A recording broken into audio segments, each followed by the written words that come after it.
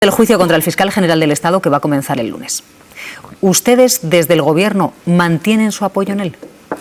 Bueno, ¿confían en el fiscal general del Estado? Sí, nosotros confiamos en su palabra, en que él no cometió ningún hecho que fuera irregular y sobre todo creemos que es una persona comprometida con el servicio público, comprometida con un trabajo en la Fiscalía General pues para investigar, para llegar al fondo de los asuntos, para contar la verdad, que es el origen de este procedimiento penal, que él contó la verdad. Y claro, esto en algún lugar como es alguna presidencia autonómica, pues eso es inadmisible, que se cuente la verdad y que se denuncie un bulo. Y a partir de ahí, pues en el procedimiento penal, ahora es el momento de que sea el Tribunal Supremo quien juzgue, quien valore todo lo que rodea a esa cuestión, también que valore cuáles son los elementos probatorios que existen y que dicte sentencia, y yo lo muestro con toda convicción, mi respeto absoluto en el Tribunal Supremo y en la sala que le va a juzgar de que hará justicia. ¿Por qué era mejor, por qué consideraron que era mejor mantener al fiscal general del Estado en su cargo que retirarle temporalmente? Bueno, yo creo que si una persona tienes confianza en él, te dice que él no ha cometido ninguno de los hechos que se le están imputando, a lo largo de la investigación tampoco se acredita que los haya cometido, pues no hay ninguna prueba fehaciente de que el delito del que se le acusa lo hubiera cometido él así lo explica. Bueno, pues respetemos de verdad no solo la presunción de inocencia, sino los derechos fundamentales que tiene un ciudadano, en este caso un ciudadano que ejerce la altísima función de ser fiscal general del Estado. Creo que vamos a esperar, ahora es el momento de que sea el Tribunal Supremo y estoy convencido que va a tener un juicio donde se va a poder demostrar todo, y estoy convencido de que el Tribunal Supremo va a dictar una sentencia que va a ser justa y que, por cierto, va a terminar con este proceso. Vamos a detenernos en un detalle, ministro, del fiscal general del Estado, porque a pesar de ser uno de los juicios más mediáticos, claro, que tenemos enfrente, resulta, Sandra, que no vamos a poder verlo en directo. Eso es, no se va a poder emitir la señal en directo, tampoco en diferido. La decisión la ha tomado por unanimidad el tribunal y el motivo, según dicen, es que no lo ha pedido ninguna de las partes, y argumentan que se hace así porque es la corriente que se está siguiendo ahora mismo en la mayoría de los tribunales. Aseguran, eso sí, que va a haber publicidad y transparencia y van a estar garantizadas. Según las indicaciones que han enviado a los medios de comunicación, se va a disponer de una señal institucional con la que únicamente se van a poder elaborar piezas informativas con vídeos sobre lo que ocurra en este juicio, pero efectivamente no podrán publicarse ni imágenes en tiempo real mientras declaren los testigos ni el fiscal general. ¿Por qué cree, ministro, que el Supremo ha prohibido que se difunda en tiempo real el juicio al fiscal general del Estado? No lo sé, no lo sé, porque ha habido otros juicios que sí se han televisado en directo, que de hecho bueno, pues fueron muy seguidos por parte de la audiencia, y en este caso no sé cuáles son los motivos que le han llevado. No sé si es que, como decía ahora mismo su compañera, pues lo tiene que solicitar una parte y ninguna parte lo ha pedido, y por tanto el Supremo no ha podido más que decidir esto. En todo caso, creo que sí va a poder haber acceso de todos los medios de comunicación, aunque no puedan informar en directo, porque a mí me parece muy importante que con toda transparencia se conozca el fondo y se conozcan todos los testimonios y toda la prueba documental de ese procedimiento. En definitiva, es lo que va a acabar condicionando cuál es el resultado final del juicio. ¿Usted cree que negar la señal completa en la emisión en directo alimenta una sospecha de opacidad en el juicio? No quisiera pensarlo. Yo creo que el juicio, el Tribunal Supremo es un tribunal absolutamente profesional, que sabe muy bien su trabajo, que lo llevan haciendo los más altos magistrados de nuestro país, que forman parte de la Sala Segunda, y yo no creo que haya nada detrás. Simplemente han tomado esta decisión, seguro que ellos podrán explicarla, y a partir de ahí estoy convencido que el juicio va a ser un juicio que va a dar lugar a una resolución justa. Aludía usted, dentro de la comparecencia del presidente del Gobierno en la Comisión de Investigación, que el PP quería, en su opinión, haberlo hecho coincidir con un día después del aniversario de la Dana, porque quizás no esperaba, ¿no?, todo ese momento emotivo que vivimos en el funeral de Estado. Ahora Carlos Mazón dice que después de escuchar a las víctimas en el funeral va a abrir un periodo de reflexión y ha anunciado una comparecencia a la que no ha puesto fecha. ¿Usted qué espera de esa comparecencia? Bueno, ahora hablamos, si quiere, de lo que fue el homenaje a las víctimas, porque todos los que estuvimos allí salimos realmente impactados. ¿Qué sintió? Mucho dolor de ver cómo las víctimas, porque lo que ha salido en medios de comunicación es que las víctimas, cuando estaba el señor Mazón allí, cuando entró, le increpaban y no era que le increpaban, es que había muchas víctimas que cuando le vieron rompieron a llorar de dolor. Es que la presencia hoy en la presidencia de la Comunidad Valenciana del señor Mazón provoca dolor a las víctimas. Y hay muchos motivos para que el señor Mazón presente su dimisión. Desde luego, faltó a la verdad, es evidente, ¿no?, de dónde estaba aquel día. Empezó, recordémoslo, que se recuerda poco, que empezó diciendo que estaba comiendo con la patronal valenciana, que salieron a los 10 minutos a desmentirle los propios dirigentes de la patronal valenciana. Por supuesto que tuvo una actuación muy negligente, pero más allá de eso, el motivo fundamental que yo añado para que este señor abandone y dé un paso a un lado, es que su presencia causa dolor a las víctimas. Es que lo terrible en el homenaje no fue lo que le dijeron o lo que le dejaron de decir, lo terrible es gente, que yo lo pude ver, que rompía a llorar de dolor cuando le vieron, porque recordaban a sus hijos, a sus padres, a sus madres que habían fallecido en la riada y consideran que podía haber hecho algo más el gobierno de la Comunidad Valenciana y en concreto en el Departamento de Emergencias. Y por tanto eso, una persona como el señor Mazón que causa dolor a las víctimas, es un motivo por sí mismo más que suficiente para que mañana se vaya y que las víctimas puedan tener algo más de reparación y algo más de tranquilidad. Y en esta línea, en ese periodo de reflexión que parece que ha abierto, yo creo que no habrá ninguna duda de todos los que estamos en la mesa y toda la gente que nos escuche, el señor Mazón no tiene ningún futuro político.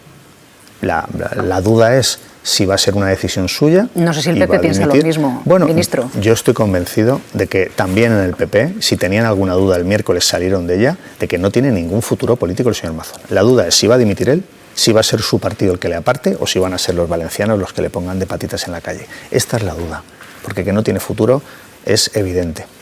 Vamos con una noticia de última hora que hemos conocido al comenzar este programa, y es un acuerdo de inicio para instar a que se extinga de forma judicial, Laura, la Fundación Francisco Franco. En noviembre caducan cuatro plazas, 4 magistrados del Tribunal Constitucional, incluido el del presidente Conde Pumpido. Se han iniciado los contactos, están hablando con el PP para esa renovación que tocaría, es del Senado y aunque tiene mayoría absoluta, no tienen los 3/5 necesarios para esa reforma, tiene que haber un acuerdo. Usted da por hecho que vamos a asistir a un bloqueo de esa renovación, como ya asistimos durante 5 años y medio del Consejo del Poder Judicial. Bueno, pues mire, precisamente que hoy nos planteemos esta pregunta, cuando ayer vimos la comparecencia que vimos y el tono y la utilidad que planteó allí el Grupo Parlamentario Popular, pues significa y nos puede valer para hacer una diferenciación bien clara. El presidente del Tribunal Constitucional le envió una carta al presidente del Senado, se la mandó en verano, en agosto creo recordar, y le dijo, oiga, en diciembre vencen 4 magistrados del Constitucional, que vence el mandato, que ha de renovar el propio Senado por mayoría de 3/5, y por tanto se lo envío con 4 meses de antelación para que haga usted los trámites que son correspondientes, que básicamente es preguntar a los parlamentos autonómicos porque tienen que enviar propuestas. Bien, el Senado no hace lo que tiene que hacer y hace lo que no tiene que hacer. Es decir, no ha hecho nada el presidente del Senado con esa carta. No ha preguntado a ningún parlamento autonómico, no ha llevado a cabo ningún trámite para la renovación de esos 4 magistrados del Tribunal Constitucional. ¿Cuál es la postura del Partido Socialista? La de siempre. Cumplir con la Constitución en el tiempo debido. ¿Qué nos empezamos a temer? ¿Qué haga el Partido Popular? Lo de siempre, no cumplir con la Constitución y no hacerlo nunca en el tiempo debido. Creo que el funcionamiento normal de las instituciones es bien importante, que si el mandato de los magistrados del Constitucional vence en diciembre por parte del Gobierno y del Partido Socialista, por supuesto, estamos dispuestos a hacerlo, a sentarnos, pero lo cierto y verdad es que 2 o 3 meses después el presidente del Senado no ha movido un dedo respecto a la renovación que le corresponde al Senado. ¿En qué está el Partido Popular? Pues en sus fantasías, ya verán ustedes cuando sean las elecciones en 2027 y el Partido Socialista sea primera fuerza, el chasco que se va a dar el Partido Popular. Pero en su fantasía ellos pretenden tener una mayoría con la ultraderecha muy rotunda en el Senado para poder renovarlo ellos solos, los 4 magistrados del Constitucional, y nombrar ellos solos a los 4. Cosa que no pasó cuando el Partido Socialista tenía 3/5 de mayoría en el propio Senado. Bueno, ellos es una fantasía absoluta que consigan ese resultado electoral, pero es en lo que andan, pensando que lo pueden bloquear para intentar ellos solos nombrar a todos los magistrados en un ataque, bueno, pues que sería bastante evidente a la propia normalidad democrática de los nombramientos que siempre ha hecho el Senado. Insisto, nosotros por nuestra parte, por supuesto, vamos a intentar trabajar para cumplir la Constitución en plazo y esperamos que en el Partido Popular hagan lo propio. Sí, buenos días, ministro. Otra sobre el Consejo General del Poder Judicial, que también tiene que ver con su cartera. Ha mencionado en una de las respuestas de pasada a la Comisión de Venecia. Yo le quería preguntar, dado que la Comisión de Venecia bendice el sistema de que los 12 vocales jueces sean elegidos por la carrera, si tampoco con esa reflexión de la Comisión de Venecia se da por aludido el Gobierno para decantar y reformar de una vez el sistema de elección del Consejo General del Poder Judicial, que formó parte de aquel acuerdo que permitió la renovación después de muchísimo tiempo de bloqueo y que sigue en el aire. Bueno, sobre este respecto podríamos profundizar largo y tendido, porque lo que dice la Comisión de Venecia es algo que yo venía repitiendo con mucha frecuencia, ¿no? Es un tema, yo entiendo, árido para los ciudadanos. Dice dos cosas la Comisión de Venecia. Dice, en primer lugar, que el modelo español es un modelo que garantiza perfectamente la independencia judicial. No hay estándares obligatorios europeos, que es algo que se ha repetido sin ser verdad, es algo que se ha repetido mucho en nuestro país. No existen estándares obligatorios europeos. Es el epígrafe 26 del informe de la Comisión de Venecia. No existen. Que todos los modelos europeos sirven en la medida que garanticen la independencia judicial. Y no puede haber estándares europeos, y yo lo he dicho siempre, porque, por ejemplo, Alemania no tiene Consejo General del Poder Judicial. Es que en Italia el ministro de Justicia forma parte del Consejo General del Poder Judicial. Es que en Francia el presidente de la República nombra miembros del Consejo de la Judicatura en Francia. Es decir, que no existen estándares europeos, no hay más que darse una vuelta por Europa para comprobarlo. Y eso lo dice. Y por tanto el modelo español es perfectamente democrático y garantista para lo que necesita, que es el principio de independencia que esté preservado, que es una evidencia que la independencia judicial en nuestro país está garantizada. Segunda cosa que dice en la Comisión de Venecia, que es también muy importante, que hay un riesgo de politización dada las circunstancias de las asociaciones judiciales en nuestro país con sensibilidades políticas evidentes, que son abiertamente defendidas, y que ese sesgo de politización se debe evitar.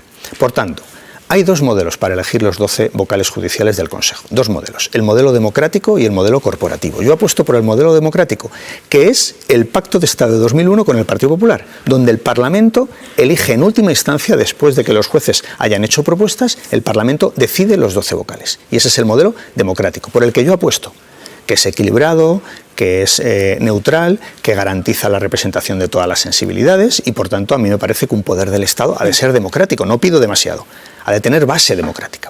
Hay otro modelo, que es el modelo corporativo, donde los 12 vocales se deciden en el despacho de las asociaciones conservadoras judiciales. A mí ese modelo me parece que es un retroceso en la pluralidad de nuestro sistema para elegir los vocales, y yo ese modelo corporativo no lo defiendo. Me parecería bueno, pues una manera de intentar hacer de por vida que un poder del Estado, en este caso el Poder Judicial, tuviera una sensibilidad conservadora.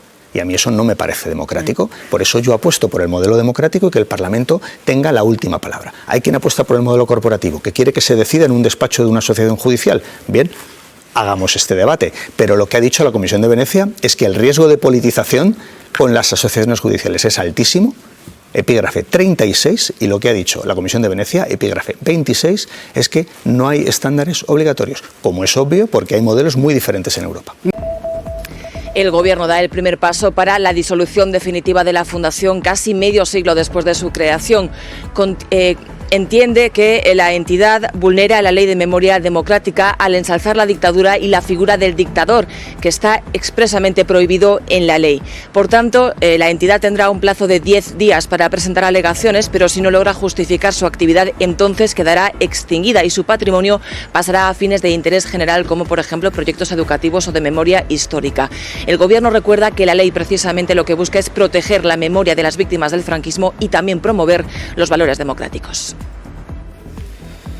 Una iniciativa del Ministerio de Cultura que representaría un primer paso para pedir judicialmente que se extinga la Fundación Francisco Franco. ¿Su ministerio, ministro, va a respaldar esta petición en los tribunales? Sí, claro, esta petición deriva de la Ley de Memoria Democrática que aprobamos en 2022, donde no se permite que existan asociaciones o fundaciones que enaltezcan la dictadura y, en segundo lugar, que humillen a las víctimas. Y ese es el procedimiento que se inicia en estos días por parte del Gobierno.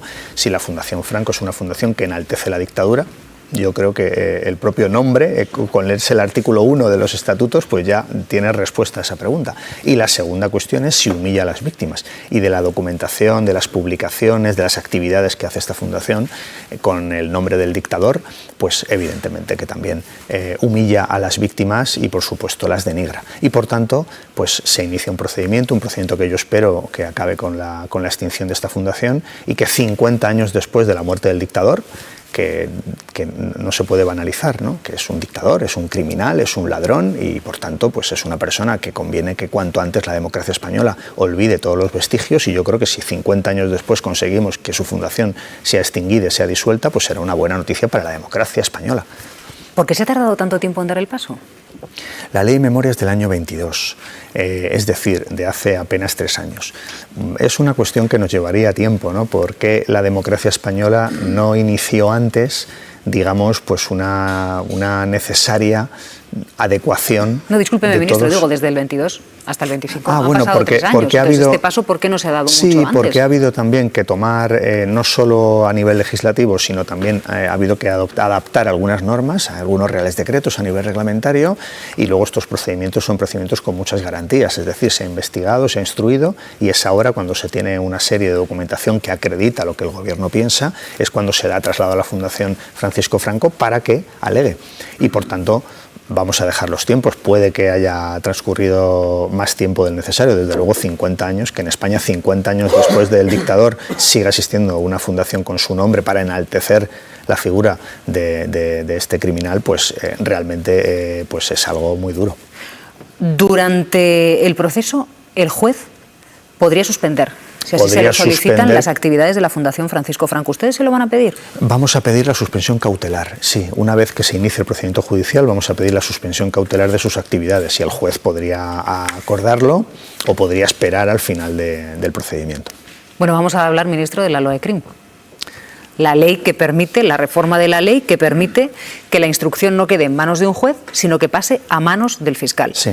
¿Por qué este cambio ahora?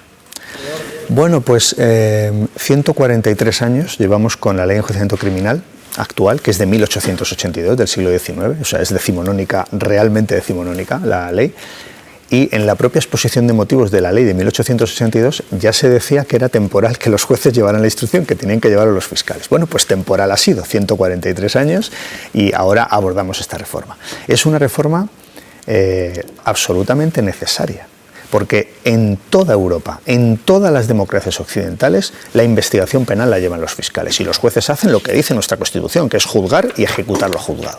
Y por tanto nos europeiza, nos adapta, nos moderniza, va a ser más ágil las investigaciones penales y además creo que se debe hacer en este país algo que tenemos que hacer precisamente para homogeneizar nuestra legislación penal. También quiero decir algo que bueno, pues me está sorprendiendo, ¿no? Porque hay algunas críticas, como si fuera una ley que nos hubiéramos inventado nosotros. Esta es una ley que han impulsado, que la investigación penal la lleven los fiscales, que han impulsado muchos predecesores, muchos míos en el Ministerio de Justicia, muchos.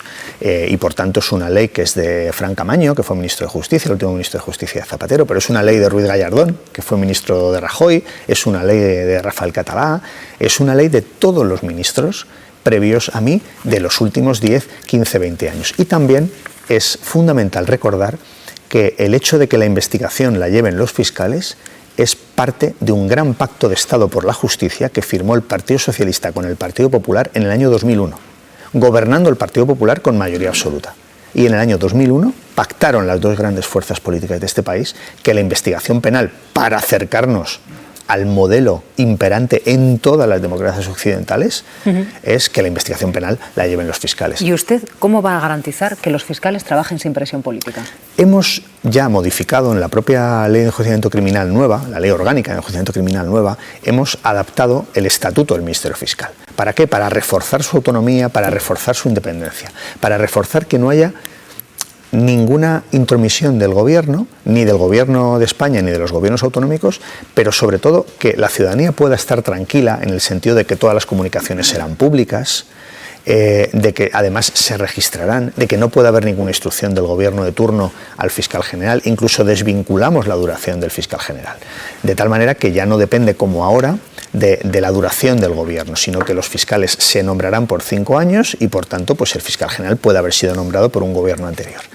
¿Qué es lo que no se puede cambiar en una ley orgánica? Pues lo que dice la Constitución, que dice que el fiscal general lo nombra el gobierno, eso lo dice la Constitución. Como pasa en todos los países de nuestro entorno, es que las críticas que está recibiendo el Ministerio Fiscal son críticas, en primer lugar, injustas. Es que ya no pasa. ¿Alguien cree que el Ministerio Fiscal, que los fiscales que actúan en las causas están a las órdenes del gobierno? Yo no he dado ninguna instrucción al Ministerio Fiscal para que actúe en ninguna causa, en un sentido o en otro. Pero es, de alguna manera, poner en duda la profesionalidad del Ministerio Fiscal, que solo hacen su labor basándose en el principio de legalidad y en criterios técnicos, que es como ya trabaja la Fiscalía. Pero además reforzamos eso en la ley para que la ciudadanía pueda estar todavía más tranquila. Claro, lo que sucede es que también se limita la acusación popular. Sí. Quedan fuera los partidos políticos, quedan fuera, por tanto, los sindicatos, y entonces, ¿cómo se asegura que pueda haber control ciudadano en casos, por ejemplo, muy sensibles? La acusación popular ha sufrido una mutación en los últimos años y no podemos ser ingenuos. La realidad es que hoy la acusación popular es una herramienta de la ultraderecha para perseguir a políticos progresistas y a sus entornos. Esa es la realidad, que se querellan cada día en cualquier lugar de nuestro país para simplemente perseguir a políticos progresistas. Esta es la realidad. Bueno, porque, pero la realidad, ministro, puede cambiar dentro de 10 años, dentro de 5, ¿no? Bien, la reforma... Pero esa parte se ha quedado cercenada de la ley. Partidos políticos No, esa parte yo y creo... sindicatos quedan fuera. Sí, porque lo que hacemos es adaptamos la ley a lo que es una jurisprudencia absolutamente pacífica tanto del Supremo como del Constitucional. Que la acusación popular no puede servir para politizar la justicia continuamente.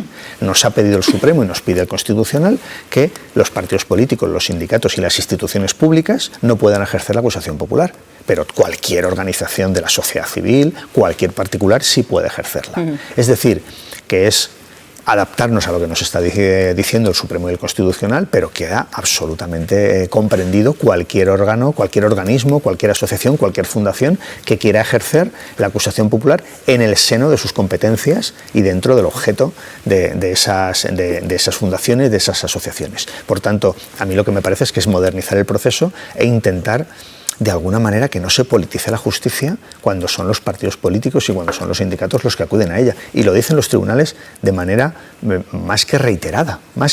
O sea, aquí lo que hacemos es incluir ese criterio profesional del Tribunal Supremo y del Constitucional. ¿Y qué calendario maneja para que el Congreso apruebe la ley? Bueno, es una ley compleja, tiene 1023 artículos.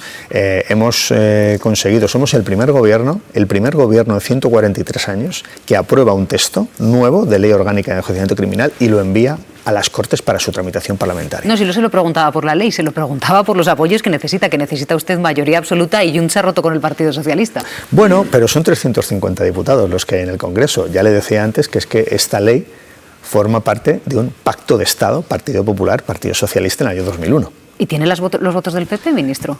Hablaré con el Partido Popular y le recordaré que hay un pacto de Estado donde ellos y nosotros éramos parte, donde ellos y nosotros sabemos que la investigación penal en nuestro país tiene que llevarla a cabo la Fiscalía para adaptarnos a lo que pasa en toda Europa, porque es que ya existen reuniones a nivel de Eurojust y a nivel europeo donde se sientan, digamos, todos los responsables de las investigaciones penales en Europa y en la mesa se sientan 26 fiscales y un juez que es el español. O sea, claramente somos una anomalía en materia de investigación penal.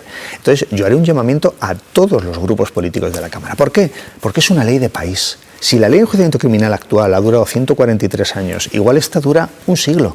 Por tanto, todos los argumentos que estoy escuchando son, por cierto, la mayoría falaces, que son para digamos, afectar a las causas pendientes, cuando no afecta a ninguna, se empezará a aplicar a partir del año 2028, pero levantemos la mirada.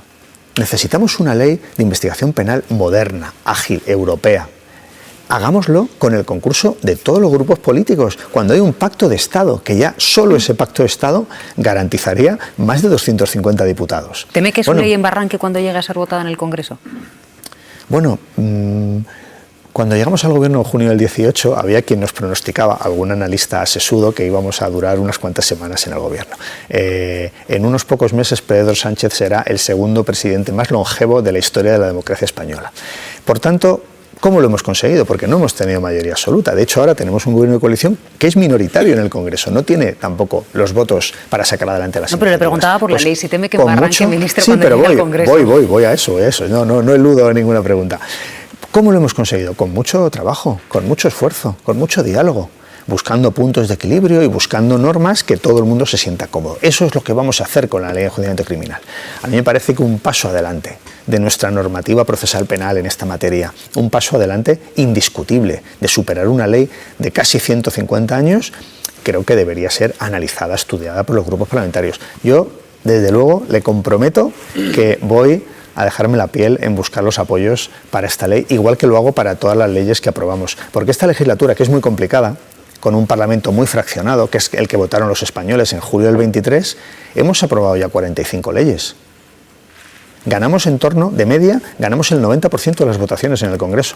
El otro día, ya después del anuncio de Junts, ganamos el 80% de las votaciones. En el pleno que se celebró esta misma semana, el 80% de las votaciones las ganó el Gobierno. Lo de Junts, vamos a seguir ministro? trabajando. Lo de Junts, ¿cómo va? ¿Qué ha roto con ustedes? No sé si los cauces están completamente rotos, si hay una pequeña línea de vida que siga. Creo que todo se puede arreglar con trabajo, con esfuerzo, con diálogo y con negociación. Nosotros hemos cumplido los acuerdos que llegamos tanto con Junts como con el resto de grupos parlamentarios. Algunos acuerdos necesitan más esfuerzo, otros necesitan menos, pero nosotros somos un gobierno que cumple con los grupos parlamentarios. Y precisamente porque cumple, conseguimos acuerdos para ir sacando las leyes. Las 45 leyes que hemos aprobado en esta legislatura no caen del cielo, es mucho trabajo y es mucho esfuerzo y mucho diálogo. ¿A día de hoy hay contactos con Junts, ministro? Hay contactos siempre con todos los grupos parlamentarios y otra cosa es cuál es el contenido de esos contactos. Pero la vida parlamentaria es precisamente eso. Los españoles votan, fuerzas políticas diferentes y todos tenemos que vernos en el Congreso. Hay muchos contactos, ya le digo, por supuesto, con todas las fuerzas políticas que están en el Congreso. En mi caso, con todas menos con Vox, que no me coge nunca el teléfono. Pero si me cogiera el teléfono, yo intentaría convencerles que la España negra que ellos pintan y a la que ellos aspiran, pues es una España claramente perjudicial para la mayoría de los españoles. ¿Usted cree que una fotografía entre Pedro Sánchez y Carles Puigdemont podría ayudar a encarrilar un poquitito la situación? No lo creo. Yo creo que tenemos que hablar del contenido de las leyes. Esta es una ley, la de enjuiciamiento criminal, es una ley muy positiva para Cataluña. Para el conjunto de España, por supuesto, pero también para Cataluña. Y creo que esto es un elemento clave para que podamos conseguir también el apoyo del Grupo Parlamentario de Junts. Bueno, vamos a abrir nuestra conversación al resto de compañeros de la mesa. En el Senado, ¿usted cómo la vio? ¿Cómo lo valora? Bueno, tengo muchos comentarios que hacer sobre esa Tenemos mucho tiempo, no se ¿Tenemos tiempo? Para hablar, bueno, pues sí. estupendo. Entonces podemos hacer bastantes. A mí me parece que, además de lo que fue la comparecencia de ayer, me gustaría que habláramos también de lo que son las comparecencias normalmente del presidente del Gobierno contra el líder de la oposición o contra cualquier otro, en este caso, pues diputados o senadores. No hay nada. La oposición no tiene un proyecto político alternativo. Lo que pasó ayer, y es que obviamente el presidente del Gobierno salió reforzado, salió exitoso, salió más que airoso, eso es lo normal cuando hay un debate parlamentario. Ayer, ¿qué sucedió? Pues sucedió que lo que vimos es pues una oposición que no tiene nada, una oposición que se queda en un tono bronco, en un tono grosero, en un tono maleducado, en un tono de intentar embarrar las instituciones, con lo que eso supone para nuestra democracia, porque la gente lo que tiene son las instituciones que son capaces de transformar la realidad, pero sin embargo la realidad es que esto es habitual. En todas las comparecencias del presidente del Gobierno, cuando vamos allí ministros, esto es lo que se ve. Y ayer, pues afortunadamente, toda España tuvo la oportunidad de ver una comparecencia de 5 horas donde se ve una oposición bronca, con nada que ofrecer a los españoles y donde el presidente del Gobierno pues sale absolutamente airoso. Confiésenos una cosa, ministro. ¿Esperaban un interrogatorio más duro? Yo creo que se produjo lo que esperábamos, no hubo diferencia. El senador del Partido Popular, que tantos comentarios está generando... Alejo Miranda. El senador Alejo Miranda. Fíjese, voy a decir algo que seguramente no lo va a escuchar en estos días. Es un buen parlamentario, ¿Qué sucede? Pues seguramente desde Génova le dijeron que tienes que ser bronco, tienes que acorralarle, tienes que no dejarle hablar, y al final pues sale de su tono habitual y lo que hace pues es una comparecencia por parte de este senador del Partido Popular que resultó grotesca, absolutamente grotesca, porque en primer lugar no le dejaba hablar y en segundo lugar pues las preguntas pues algunas eran muy absurdas y bueno pues recogiendo cualquier bulo que hubiera por ahí para intentar planteárselo, y por eso el presidente del gobierno sin ninguna dificultad pues desmontó los argumentos que se le estaban planteando. Usted estaba esperando, le vimos en la imagen al presidente del gobierno a la llegada al Senado, le recibió. Cuéntenos un poquitito cómo preparó el presidente del gobierno esta comparecencia a la comisión de investigación. Bueno, pues iba muy documentado, como se pudo ver, porque además desplegó allí los papeles en la mesa. Él quería responder y quería responder con precisión a las cosas, lo que pudiera responder, lo que él conoce, porque claro, le preguntan cosas, pues no sé, la gente que nos esté escuchando se acuerda de lo que comió hace 3 días, pues imagínese si le preguntan de hace 7 años, ¿no? O de hace más. Pero él preparó con mucho rigor, con mucha precisión la comparecencia, pero ¿qué sucedió? Pues que no le dejaban hablar, y no le dejaban hablar además haciendo preguntas que eran bastante ridículas. Y por tanto, pues por eso fue el resultado que todos pudimos ver ayer en la comparecencia. Pero él, el presidente del gobierno, y suele hacerlo con todos los debates que tiene, prepara a conciencia los debates, los prepara con mucho rigor y además con mucha documentación y leyendo toda la documentación que preparamos desde el equipo. ¿Le pareció que el tono que algunos senadores utilizaron a la hora de preguntar al presidente del gobierno no fue el adecuado? Bueno, fue absolutamente inadecuado, absolutamente inadecuado. Nos estamos acostumbrando a un tono faltón, grosero, maleducado, de intentar enfangar y embarrar cualquier institución democrática. Ayer, desde luego, los senadores de la oposición que preguntaron quedaron muy mal, pero sobre todo lo que pasó ayer fue un desprestigio de la institución del Senado, que la está desprestigiando por completo esa mayoría absoluta del Partido Popular, con todo, reformas reglamentarias para intentar atacar al gobierno, que luego se declaran inconstitucionales, pidiendo informes a la Comisión de Venecia sobre la ley de amnistía, que la Comisión de Venecia le dice al PP del Senado, oiga, pero si esto es normal en Europa, si pasa en todos los países, si es conforme al principio de igualdad. Y sobre todo utilizando un tono que es tan faltón, es tan exagerado, es tan hiperbólico, que le resta toda credibilidad. Es que realmente aquí de lo que estamos hablando es que la oposición ha decidido faltar, insultar, agredir verbalmente. ¿Por qué? Porque no hay nada. ¿Cuál es el proyecto político del Partido Popular en materia de reforzamiento del estado del bienestar? ¿Qué quieren hacer con las pensiones? Lo que vemos que hacen, que las congelan o que las bajan. ¿Qué quieren hacer con las becas? Claro, ¿qué va a hacer el PP con las becas? ¿Qué va a decir? Voy a quitarlas, voy a suprimirlas, voy a reducirlas. ¿Qué es lo que hace cuando gobierna? No puede hacerlo. ¿Cuál es su proyecto en materia de energías renovables, en materia de crecimiento económico? Es decir, no hay nada. Carecen por completo de un proyecto para nuestro país y lo que hacen para tapar eso es insultarnos. Para tapar eso y tapar otras cosas, porque claro, ellos ponen la comparecencia el día 30 para tapar el homenaje de Estado de la Dana del día anterior. Bastante evidente y bastante también poco sofisticada la estrategia del PP. Vamos a comprobar si ha cambiado el tono de algunos políticos entre el día de ayer y hoy, porque ha estado ministro en Radio Nacional de España el senador Alejo Miranda. Ha hablado hace unos minutos con Juanra Lucas y esto es lo que ha dicho después de interrogar al presidente del gobierno en el Senado ayer. Esa es su satisfacción, torear a la verdad. Y sin embargo, 1 año y medio después, Santos Cerdán tiene una denuncia admitida precisamente por las mentiras que me contestó en la comisión. Es decir, que esto tiene un largo recorrido. ¿Cómo entiende usted eso de esto tiene un largo recorrido? Bueno, yo creo que lo que está diciendo el senador del Partido Popular es lo mismo que dijo el señor Feijóo públicamente hace unos cuantos días, y es amenazar públicamente al presidente del gobierno con los tribunales, hablando en nombre de los tribunales. Imagino que el comunicado quejándose de algunas asociaciones judiciales, quejándose de esa vulneración flagrante de la separación de poderes y de eso, de que el líder de la oposición hable o diga hablar en nombre de los tribunales de nuestro país, imagino que merecerá un comunicado muy severo y muy contundente de algunas asociaciones judiciales. Eso es la estrategia del Partido Popular, amenazarnos. ¿Por qué? Porque no tienen nada. Y esto es lo fundamental.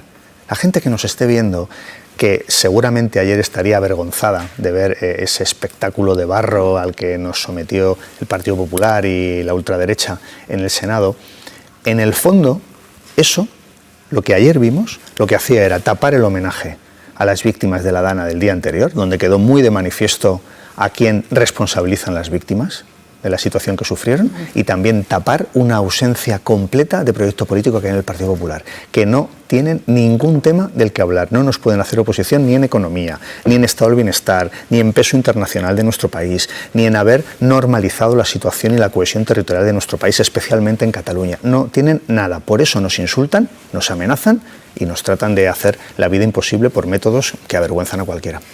Regresando a la comisión de investigación de ayer y a la comparecencia del presidente del Gobierno, ¿usted qué balance hace de esa comisión? ¿Consiguió aclarar algún hecho que era el objetivo? ¿El objetivo era investigar? ¿O cree que se quedó en el choque político? Sí, no está consiguiendo nada la comisión de investigación, muy al contrario. Lleva año y medio. Claro, y no ha conseguido nada el Partido Popular con esa comisión de investigación. No sé si por falta de pericia de sus senadores preguntando, o porque realmente tampoco no hay nada más que aclarar. Si ya se conoce, hay una investigación judicial en curso, con una instrucción que se está llevando a cabo, que está proporcionando documentación e información pues que no conocíamos, los ciudadanos no conocíamos ni siquiera en el Gobierno, como quedó bien claro en algún momento, y esta comisión de investigación es perfectamente absurda. Lo que está haciendo es poner de manifiesto que el Partido Popular no consigue sus objetivos ni siquiera en una Cámara en la que tiene mayoría absoluta. Cuéntenos el detalle del Día de las Gafas del presidente del Gobierno, que ha sido un momento que se ha viralizado, ministro, a través de las redes sociales. Sí. Nunca le habíamos visto al presidente del Gobierno con gafas. No sé si las usa habitualmente, pero en fin. ¿Cómo le habrá salido a la comparecencia del Partido Popular que el tema de conversación son las gafas del presidente del Gobierno ayer? Pues tenía dudas de si llevar las gafas a la comparecencia. ¿Porque él las usa habitualmente? No habitualmente, pero las utiliza. Las utiliza cuando está trabajando en el despacho, digamos, pues en un entorno más de trabajo, más privado. Y tenía dudas y bueno, pues finalmente, como llevaba documentación y si lo hubieran dejado hablar, pues hubiera podido responder con todo detalle a cualquier pregunta, pues finalmente decidió llevar las gafas. Y a partir de ahí, pues hoy estamos hablando de las gafas del presidente del Gobierno, que está bien que nos pongamos de moda a la gente que llevamos gafas. Esto no ha sucedido casi nunca y no está mal que por primera vez pase. Buenos días, ministro. Hay muchas preguntas y con lo que acaba de comentar muchísimo más que le podríamos hacer, pero me gustaría centrarme en dos aspectos. Por un lado, ayer tuvimos la comisión de investigación, lógicamente con la comparecencia del presidente. Hay muchas cuestiones que quedaron en el aire. No le voy a preguntar si usted también iba en el peyot, como se rió el presidente, pero sí, dentro de las responsabilidades que tiene en el partido nos podría concretar una cosa que no precisó el presidente, que es dónde está la sede y el despacho del gerente en la sede del Partido Socialista. Y me gustaría preguntarle también por otra reforma que usted tiene en marcha, que es la reforma integral de la corrupción, que anunció hace unos días, este mismo mes de octubre. ¿Cuándo la va a presentar o cuándo la va a aprobar el Consejo de Ministros para empezar a desarrollarse? Sí. La gerente tiene su despacho en Ferraz, en la sede central del Partido Socialista, y allí tiene su despacho la gerente. Sobre la reforma que me plantea, pues sí, lo anunció el presidente del Gobierno en julio, en aquella comparecencia que hicimos a la luz de las noticias que tuvimos, y ahí anunció 15 medidas para luchar contra la corrupción. Dos fundamentales: la Agencia Anticorrupción, que estamos trabajando en articularla, y en segundo lugar también una ley integral contra la corrupción. Y esa ley estamos trabajando en ella para llevarla en primera vuelta a Consejo de Ministros, para luego recabar todos los informes que son preceptivos, y no le puedo dar una fecha concreta porque no la tenemos planificada con día, pero yo creo que es una norma que no tardará en ser aprobada por el Consejo de Ministros. ¿Este año, antes de final de año? Es posible que sea este año, sí, es posible que sea este año. Sí, ministro. Pregunta la de Ana, adelante. Buenos días, ministro. Las bases de Junts han ratificado la ruptura de la dirección del pacto de investidura de Junts con el gobierno de coalición, con el Partido Socialista. ¿Ustedes han descartado definitivamente que se reúnan el presidente del Gobierno y Carles Puigdemont para normalizar, como decía el presidente, la relación política con Junts? ¿O bien se reservan esa baza, por ejemplo, para aprobar los presupuestos generales del Estado que están todavía pendientes de presentar en el Congreso? A mí me parece que esa reunión, ese encuentro, esa fotografía en este momento no es relevante. Yo creo que tenemos que trabajar en los asuntos que nos competen a las dos fuerzas políticas. Todos los acuerdos que hemos llegado, todos se han cumplido, y algunos se está trabajando para cumplirlos. Y esto es una realidad que yo creo que también la ciudadanía puede ver con facilidad. Podemos trabajar en intentar acelerar el cumplimiento de algunos acuerdos, en poder materializar otros que hemos avanzado y que se pueden concluir. Y creo que eso es lo que tenemos que hacer en este momento con Junts per Catalunya, pero nosotros negamos la mayor. No ha habido un incumplimiento de los compromisos. Algunas leyes que verdaderamente dieron lugar a un debate bien interesante en nuestro país están en vigor, están en el Boletín Oficial del Estado, y nosotros deseamos que haya una aplicación efectiva de la ley de amnistía para que todos los líderes del procés puedan hacer política con normalidad, porque eso será la normalización política, social e institucional definitiva de Cataluña. La ley de amnistía tenía un apellido que muchas veces se olvidaba, es la Ley de Amnistía para la Normalización Política, Social e Institucional de Cataluña. Ese es el objetivo de la Ley de Amnistía. Ese es el objetivo y no otro, normalizar la situación en Cataluña. Miriam Nogueras nos dice que si es por Junts, los presupuestos ustedes no los van a sacar adelante. No es infrecuente. Digo porque van ustedes contra el reloj. Bueno, no es infrecuente que los grupos parlamentarios digan que van a votar que no hasta que se llega a un acuerdo con ellos. Y es normal, ¿no? Porque nosotros siempre que llegamos a un acuerdo, siempre es en ese momento en el que el grupo parlamentario tiene que anunciar que va a votar a favor y tiene que explicar a los ciudadanos y a su electorado por qué vota a favor de una determinada ley y cuáles son las cuestiones que en esa negociación ha conseguido. Nosotros los presupuestos estamos trabajando para llevarlos a la Cámara. Saben ustedes que primero tiene que ir la senda de déficit, después irá ya el texto completo de la ley. Se está trabajando en el seno del Gobierno. ¿También con Junts? Bueno, con Junts ha habido acercamientos en materia de presupuestos, digamos que han sido acercamientos todavía sin llegar a un nivel de detalle y de profundización que haga posible que podamos negociar el detalle de los presupuestos. Pero se está hablando hoy en el seno del Gobierno, con los grupos parlamentarios se les ha dado alguna información, con algunos grupos más información que con otros, pero con todos los grupos nos sentaremos, les explicaremos los presupuestos, les explicaremos el avance que supone para nuestro país y trataremos de conseguir los apoyos, porque son buenos para nuestro país. Es que no puede ser que solo el Gobierno busque el interés general de los ciudadanos de nuestro país. Los grupos parlamentarios también están llamados a mejorar la legislación de nuestro país. No quiero que se me quede en el tintero una última pregunta sobre el Consejo General del Poder Judicial. ¿Usted cómo describiría hoy el estado en el tintero? Una última pregunta sobre el Consejo General del Poder Judicial. ¿Usted cómo describiría hoy el estado real del Consejo General del Poder Judicial? ¿Es una crisis puntual por un reparto de comisiones o cree que es una fractura de fondo que afecta a su credibilidad? Bueno, yo espero que sea un desencuentro puntual. El Consejo General del Poder Judicial, que renovamos hace más de un año, con mucho esfuerzo, después de un bloqueo que todo el mundo vio, ¿no?, por parte del Partido Popular, finalmente se consiguió y eso ha dado normalización y ha dado normalidad institucional al Poder Judicial. Durante el primer año el Consejo General del Poder Judicial ha adoptado muchas decisiones y ha hecho muchos nombramientos que estaban pendientes, más de 160. Y lo ha hecho con mayorías muy amplias, con un grado de consenso altísimo. Tiene 21 miembros el Consejo, la mayor parte de los nombramientos se han hecho con 20 votos o más. Es decir, que han funcionado bien durante el primer año, han trabajado y lo han hecho con un grado de consenso muy elevado. Los acontecimientos de la semana pasada pues hacen que haya habido un desencuentro y que en este momento parece que ese consenso pues, se está viendo afectado y se está viendo resquebrajado.